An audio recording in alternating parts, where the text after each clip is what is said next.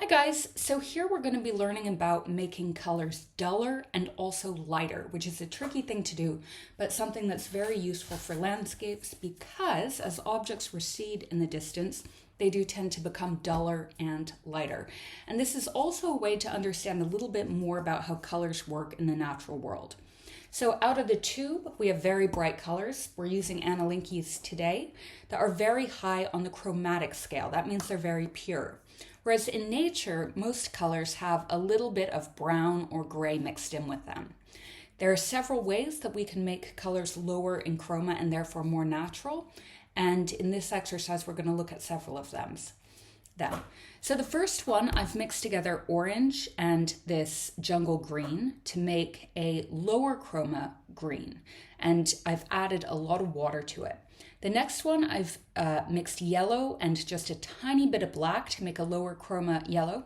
And the third one, I've mixed together purple and red, but then added brown to lower the chroma. So this one, I've lowered it by adding two complementary colors. Here I've lowered it by adding black, and here I've lowered it by adding brown. For this exercise, we're also going to work a little bit on brush technique, and this is just kind of like a good experiment that you can do and repeat with whatever paints you have. So it's nice to have a few sort of like experiments in your back pocket that you can do each time you get a new set of watercolors or are trying them out. And with this exercise, we're going to look at glazing, and that is an effect that we get when we layer wet on dry layers. So I'm going to start with my lower chroma green, and this is a little bit slanted, but that's okay. I'm going to create a leaf by pressing down and then going up. So I'm loading my brush with watercolor, making one mark to the side, going down and then up and here. And I have to kind of wait a little bit for it to dry in order to get the full glazing effect. If you're feeling impatient, what you can do is lift off some of the water on the page so that we can go straight to glazing the next leaf. For the next leaf, I'm going to do the same thing. I'm just going to hold my brush in the opposite direction. No reason, just to practice. And I'm going to move over this leaf and up. And then I'm going to press down and up on the other side. Fill that in. And then I'm just going to clear it.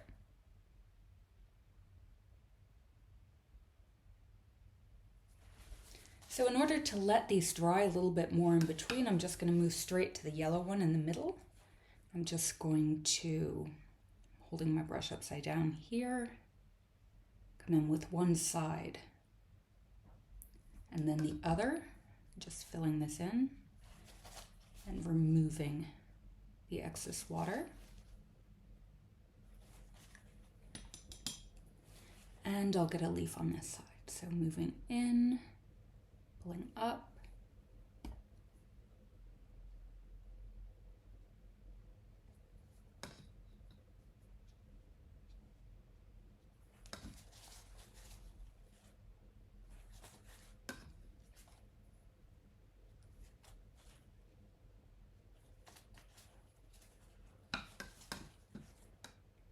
And I'm just waiting for these sides to be dry because once they're dry, I can start layering.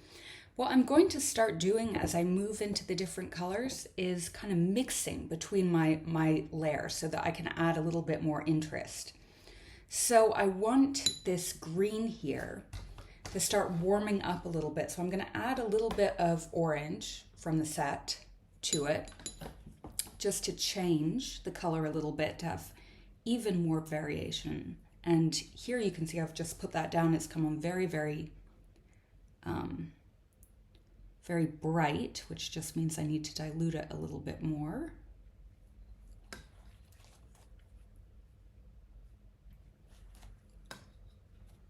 The yellow, I'm going to add a little bit more yellow to this mix, and then I'm going to add a little bit of orange as well,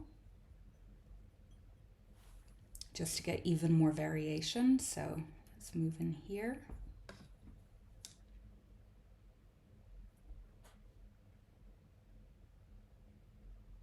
The order doesn't really matter here. The reason I'm just moving from the sides to the middle is just so that each leaf has the chance to dry so that I can come back and layer over them and get the best glazing effect. So glazing is essentially this idea that you can see what's going on underneath when you just layer colors on top of each other.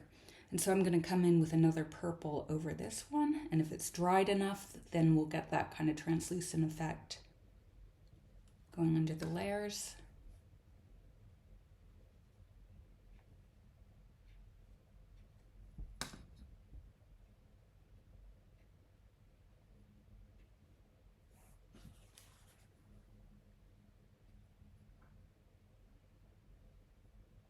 You can put little stems if you want, not necessary, but just if you want to make these more leaf shaped. The purpose here is really just getting used to color mixing and brush strokes, not necessarily the product. So, don't overthink this. And you might even want to just practice this a few times on a spare sheet of paper. Now I'm going to move back into the yellows.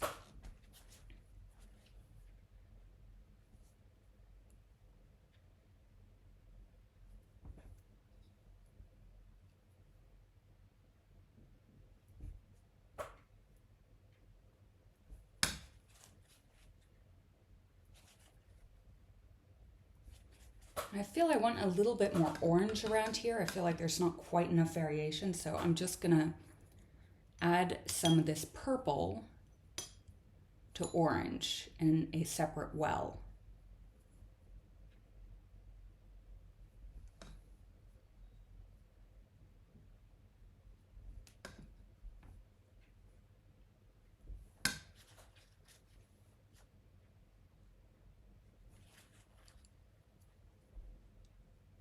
And I also feel like I want these leaves at the end to kind of have at least one version that's a little bit more red.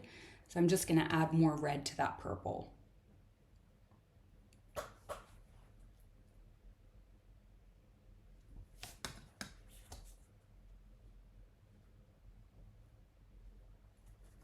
And using the same brush. So if I'm moving my brush between the pots, it means that I'm lowering the chroma.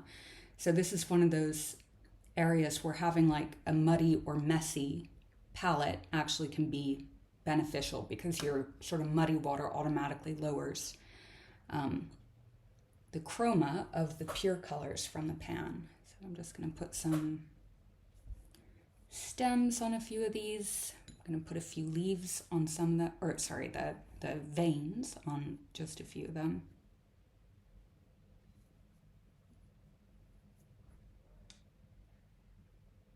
I'm just making like one side darker on a few of them just for fun.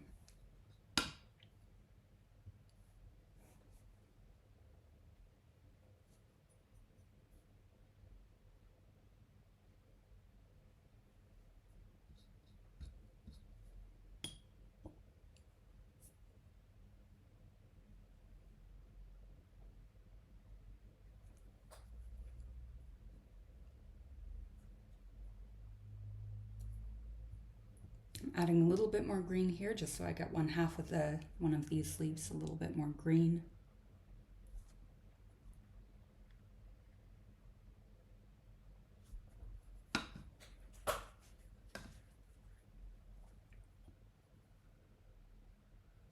And now, since I've got extra paint, we can continue with these exercises and brush strokes a little further down the page. So let me just tape off this area. And this is just a really fun way of making kind of leafy grasses. They'll look a little bit like wheat when we get to it. So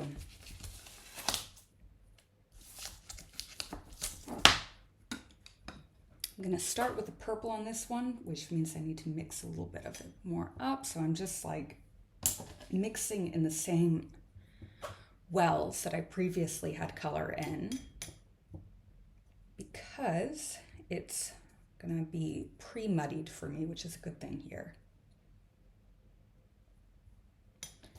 And I'm going to start with the purple. You can start with any color on the spectrum, but I'm just going to start backwards to forwards. I'm holding my brush upside down. Let me just move this camera so it's a little bit clearer. So that the tip is just hitting the page, then I'm pulling up. Then for each leaf, I'm moving with the tip of the brush, then pressing down, lifting up. Do that again on this side, pressing down, lifting up.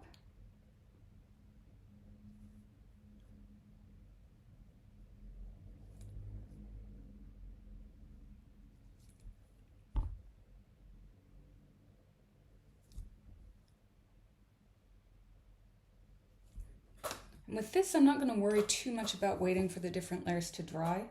I'm going to add a little bit more purple into this just so I have a little bit more variation.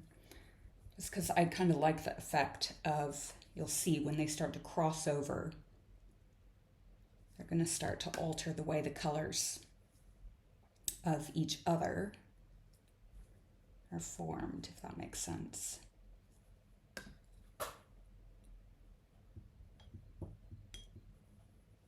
So basically the idea is this: I've got my low chroma colors that I've mixed beforehand, but if I want to make them a little bit more or a little bit less of a certain color, I'm adding straight from the palette, from the Analinki inks watercolors to my page.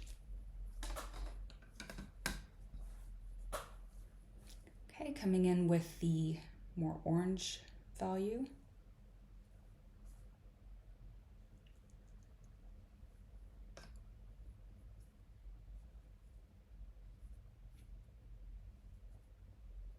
And not all brushes will sort of go to a point like this one. The better your brush, the better it should hold on to that point if you're using a round brush at the very end. But don't worry if your brush doesn't do this exactly. Again, the purpose is just getting used to brush strokes. Here I've just added a little bit more red to it. And controlling your values.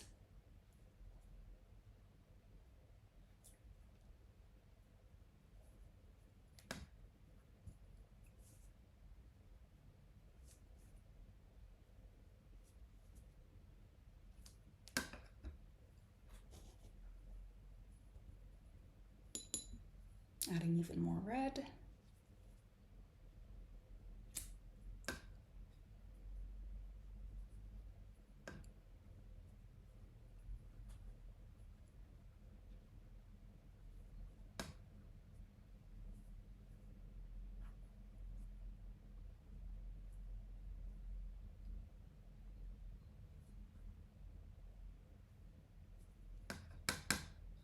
Move on to the yellow.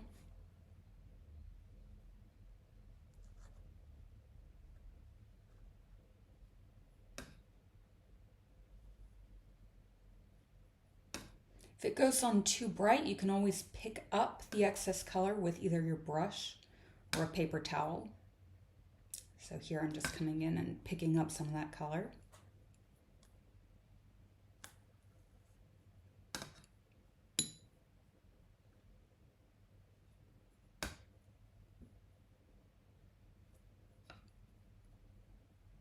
And I'm going to move into the green.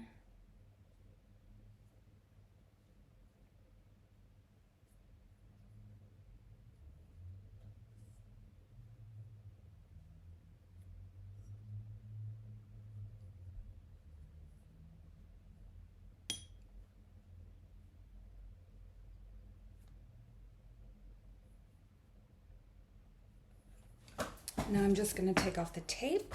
This is my favorite part, that and taking off masking fluid.